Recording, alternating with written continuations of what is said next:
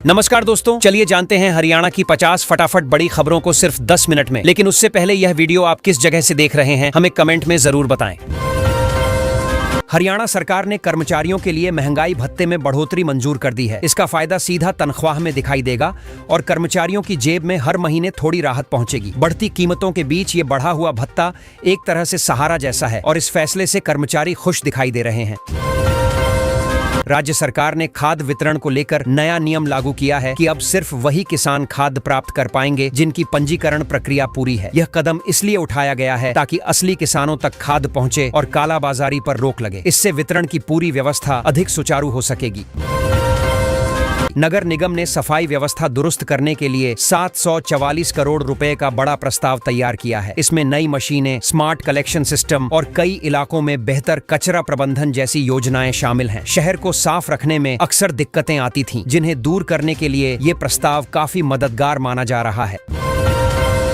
शहर वासियों के लिए राहत भरी खबर है कि एक इलाके में योगा पार्क और योगा हॉल बनाया जाएगा। लोगों का मानना है कि इससे सुबह शाम व्यायाम की सुविधा मिलेगी और बुजुर्गों से लेकर युवाओं तक सबको फायदा होगा। स्वस्थ जीवन शैली को बढ़ावा देने के लिए ये कदम काफी सकारात्मक माना जा रहा है। दिल्ली धमाके के बाद गुरुग्राम पुलिस पूरी तरह अलर्ट मोड पर है। शहर में नियमित वेरिफिकेशन तेजी से किया जा रहा है और पुलिस किसी भी संदिग्ध गतिविधि को हल्के में नहीं ले रही। अधिकारियों के निर्देश हैं कि छोटी से छोटी जानकारी पर भी तुरंत कार्रवाई हो ताकि सुरक्षा में कोई चूक न रह जाए। गुरुग्राम में ग्रैब 3 लागू होने से ट्रांसपोर्ट से जुड़े कारोबारियों की दिक्कतें बढ़ गई हैं। कई वाहनों को नियमों के कारण सड़क पर उतरने में परेशानी हो रही है। छोटे ट्रांसपोर्टरों को ज्यादा दिक्कत हो रही है क्योंकि उनका रोज का कामकाज रुक रहा है और प्रदूषण नियंत्रण के नियम काफी सख्ती से लागू किए जा रहे हैं। पुलिस ने ऑपरेशन ट्रैकडाउन चलाकर 10 दिनों में 109 आरोपी गिरफ्तार किए हैं। ये सभी अलग अलग मामलों में फरार चल रहे थे और पुलिस लंबे समय से इन्हें पकड़ने की कोशिश कर रही थी। लगातार छापेमारी और निगरानी के कारण यह सफलता मिली है, जिससे लोगों में सुरक्षा को लेकर भरोसा बढ़ा है। गुरुग्राम के एक इलाके की 8 सड़कों को मॉडल सड़क बनाने का काम शुरू होने वाला है। इन सड़कों पर अच्छे फुटपाथ, लाइटिंग और सुंदरता बढ़ाने के लिए पौधे लगाए जाएंगे। प्रशासन चाहता है कि रात में भी लोग सुरक्षित और आराम से निकल सकें और सड़कों की हालत एकदम साफ सुथरी दिखाई दे। AN प्रमोद ने एक कार्यक्रम में कहा कि आध्यात्मिक चिंतन इंसान के मन में सकारात्मकता लाता है। उन्होंने समझाया कि अगर रोज कुछ मिनट मन को शांत करने में लगाए जाएं तो तनाव काफी कम हो जाता है। कार्यक्रम में आए लोग भी इस बात से सहमत दिखे और कई लोगों ने अपने अनुभव साझा किए। बारिश में शहर को जलभराव से बचाने के लिए प्रशासन ने वैज्ञानिक तकनीकों का इस्तेमाल करने की योजना बनाई है। कई जगह पर ऐसे सिस्टम लगाए जाएंगे जो पानी को तेजी से बाहर निकालें। इससे भारी बारिश के दौरान सड़कें तालाब में न बदलें और ट्रैफिक जाम जैसी समस्याएं कम हों। शहर में लगभग 19,83,000 लोगों का फीवर टेस्ट किया गया। जांच के दौरान 9,455 घरों में लार्वा मिला, जिसके चलते नोटिस जारी किए गए। प्रशासन इस बार स्वास्थ्य को लेकर बहुत सख्त है और चाहता है कि डेंगू और मच्छरों से फैलने वाली बीमारियों को बिल्कुल शुरू में ही रोक लिया जाए। नगर निगम की टीम ने शहर की कई सड़कों से अतिक्रमण हटाया। फुटपाथों पर कब्जा जमाए दुकानदारों का सामान जब्त किया गया ताकि पैदल चलने वालों को राह मिले। लोग काफी समय से इस समस्या से परेशान थे, इसलिए ये कार्रवाई उनके लिए राहत की तरह आई और सड़कों पर जगह भी साफ दिखने लगी। सेक्टर 85 की एक सोसाइटी में धार्मिक स्थल हटाने को लेकर विवाद हुआ। कुछ लोग इस कदम का विरोध कर रहे थे, जबकि प्रबंधन का कहना था कि निर्माण नियमों के खिलाफ था। माहौल तनावपूर्ण हो गया तो पुलिस मौके पर पहुंची और बातचीत कर स्थिति को शांत किया ताकि विवाद न बढ़े।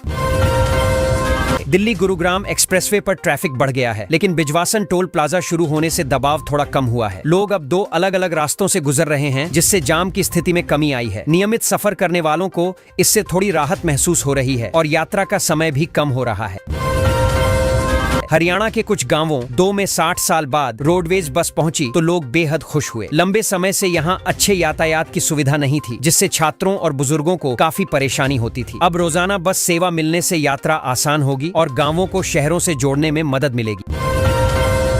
नूह पुलिस ने 6 साइबर अपराधियों को पकड़ा है जो लोगों को फोन और इंटरनेट के जरिए ठग रहे थे। पुलिस ने इनके पास से कई मोबाइल और नकली दस्तावेज बरामद किए हैं। ये गिरफ्तारी इसलिए महत्वपूर्ण है क्योंकि इस क्षेत्र में साइबर ठगी लगातार बढ़ रही थी और लोग काफी परेशान थे। गुरुग्राम में जल्द ही 400 बेड का आधुनिक अस्पताल बनने जा रहा है। इस अस्पताल में उन्नत मशीनें और बेहतर स्वास्थ्य सुविधाएं उपलब्ध होंगी। इससे मरीजों को इलाज के लिए दूर नहीं जाना पड़ेगा और शहर में स्वास्थ्य सेवाएं पहले से ज्यादा सशक्त होंगी। लोग इस परियोजना को लेकर काफी उत्साहित हैं। स्कूल के बच्चों ने रंगमंच फार्म्स का शैक्षिक दौरा किया। वहां उन्होंने खेती, पशुपालन और प्राकृतिक प्रक्रियाओं के बारे में करीब से जाना। इस तरह के भ्रमण से बच्चों को किताबों से बाहर की वास्तविक दुनिया की समझ मिलती है और सीखने का तरीका भी और रोचक हो जाता है। गुरुग्राम में मोबाइल स्नैचिंग करने वाले 2 दोषियों को कोर्ट ने 5 साल की सजा सुनाई है। अदालत ने माना कि ऐसी घटनाएं लोगों की सुरक्षा भावना को कमजोर करती हैं, इसलिए कड़ी सजा जरूरी है। इससे बाकी अपराधियों को भी संदेश मिलेगा कि शहर में इस प्रकार की वारदातें बर्दाश्त नहीं की जाएंगी। हरियाणा सरकार ने एक बड़ी राहत देते हुए पीड़ितों का साइबर फ्रॉड वाला पैसा अब बिना FIR के सीधे लोक अदालत की प्रक्रिया से जल्दी लौटाने की व्यवस्था शुरू कर दी है। लोग महीनों तक चक्कर काटते थे, लेकिन अब यह झंझट कम हो जाएगा और पैसा तेजी से वापस मिलने लगेगा। बारवाला गांव के लोगों को अब बेहतर शिक्षा और सुविधाएं मिलने वाली हैं। मुख्यमंत्री ने वहां के स्कूल, एक्सटेंशन सेंटर और स्थानीय पुस्तकालय को अपग्रेड करने की घोषणा की है। इससे बच्चों को आधुनिक सुविधाएं, डिजिटल लर्निंग और बेहतर माहौल मिलेगा। गांव वालों में भी इस फैसले को लेकर उत्साह है।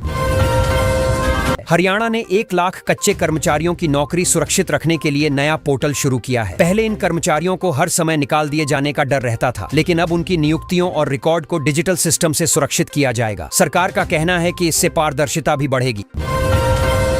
हरियाणा सरकार ने लीज धारकों और 20 साल से अधिक समय से रह रहे परिवारों को बड़ी राहत देते हुए मालिकाना हक दे दिया है। लोग जो वर्षों से अनिश्चितता में थे, अब उन्हें अपनी जमीन और घर पर अधिकार मिलेगा। इससे भविष्य में वे आरण, निर्माण और अन्य काम निश्चिंत होकर कर सकेंगे।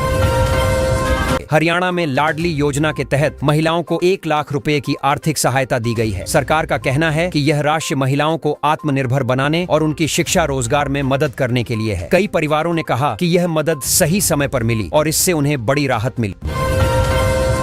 हरियाणा को गर्व है कि वह 24 अधिसूचित फसलों की MSP पर खरीद करने वाला प्रमुख राज्य है। इससे किसानों को बाजार में भाव गिरने की चिंता नहीं रहती। सरकार का दावा है कि किसान सुरक्षित कीमत पर अपनी पैदावार बेचकर आर्थिक रूप से ज्यादा स्थिर और आत्मविश्वासी हो रहे हैं।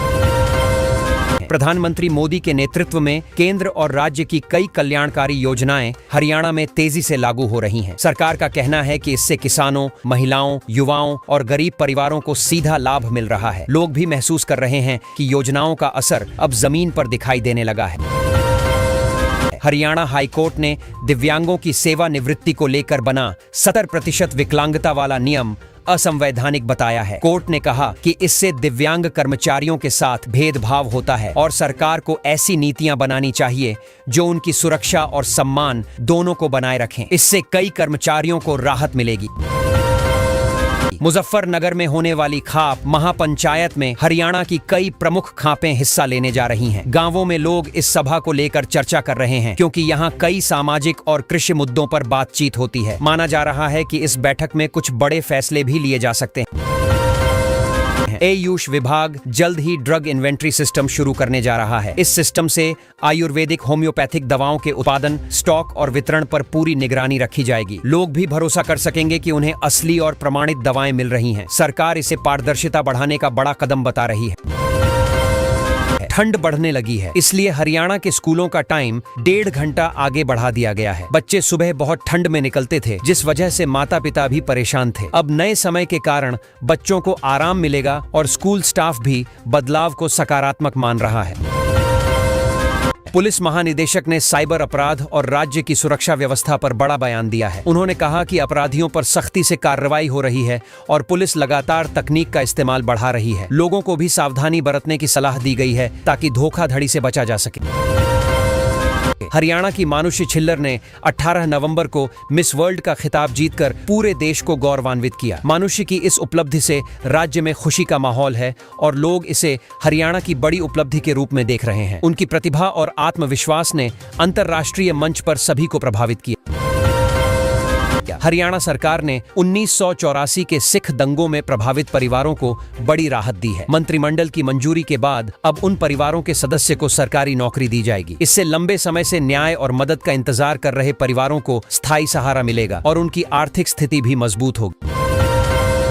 हरियाणा में संपत्ति पंजीकरण का पूरा सिस्टम आधुनिक बनाया गया है, लेकिन इसमें अभी भी कई तकनीकी गड़बड़ियां आ रही हैं। लोग रजिस्ट्री कराने जाते हैं तो पोर्टल बार बार बंद हो जाता है, जिससे देरी और परेशानी होती है। सरकार का कहना है कि सिस्टम को दुरुस्त करने का काम तेजी से चल रहा है। कृषि मंत्री ने किसानों से अपील की है कि वे पराली को जलाने के बजाय सरकार द्वारा दिए गए विकल्पों का इस्तेमाल करें। उन्होंने बताया कि मशीनों पर सब्सिडी भी दी जा रही है और प्रबंधन के कई तरीके उपलब्ध हैं। मंत्री ने कहा कि अगर किसान सहयोग करेंगे तो प्रदूषण में काफी कमी लाई जा सकती है। कृषि मंत्री ने किसानों से अपील की है कि वे पराली को जलाने के बजाय सरकार द्वारा दिए गए विकल्पों का इस्तेमाल करें। उन्होंने बताया कि मशीनों पर सब्सिडी भी दी जा रही है और प्रबंधन के कई तरीके उपलब्ध हैं। मंत्री ने कहा कि अगर किसान सहयोग करेंगे तो प्रदूषण में काफी कमी लाई जा सकती है।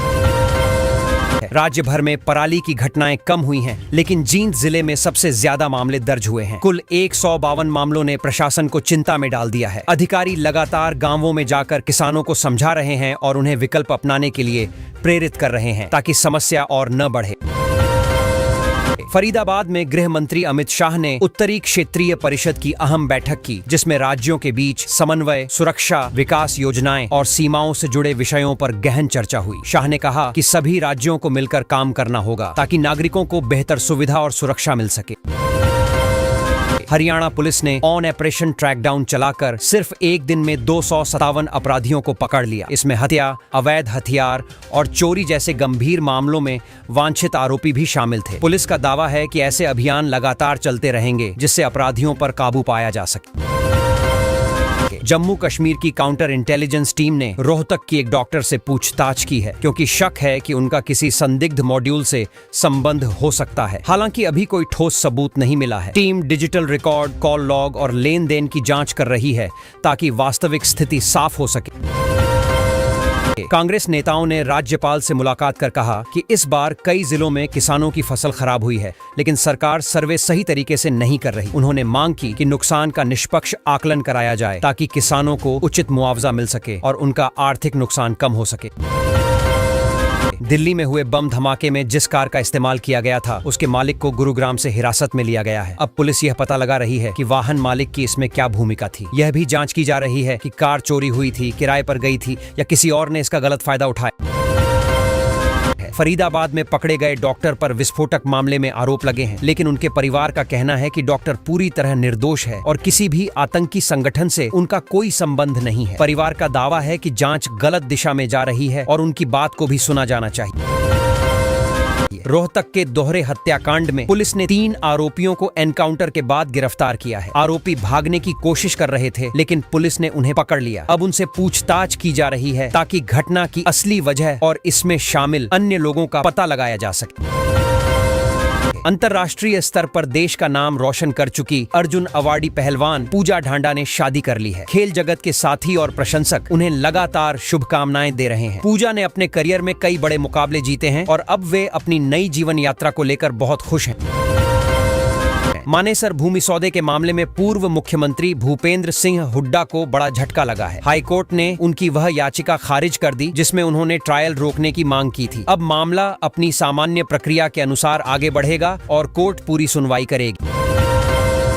हिसार में एक दर्दनाक घटना सामने आई है, जहां एक पुलिसकर्मी की पीट कर हत्या कर दी गई। पुलिस ने इस मामले में 5 आरोपियों को गिरफ्तार कर लिया है। शुरुआती जांच में पुरानी रंजिश की बात सामने आ रही है। इस घटना से पूरे इलाके में तनाव और गुस्सा फैल गया।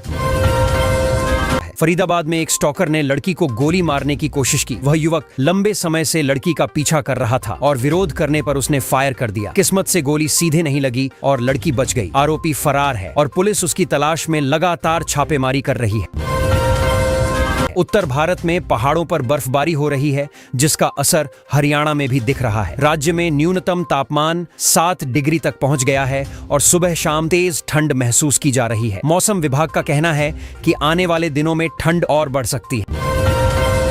है। फरीदाबाद की कुछ मस्जिदों में संदिग्ध गतिविधियों की सूचना मिली है, जिन्हें आतंक की पाठशाला बताया जा रहा है। हालांकि यह फिलहाल शुरुआती जांच का हिस्सा है। पुलिस और इंटेलिजेंस टीमें सभी पहलुओं को परख रही हैं ताकि यह पता चल सके कि वास्तव में स्थिति क्या है।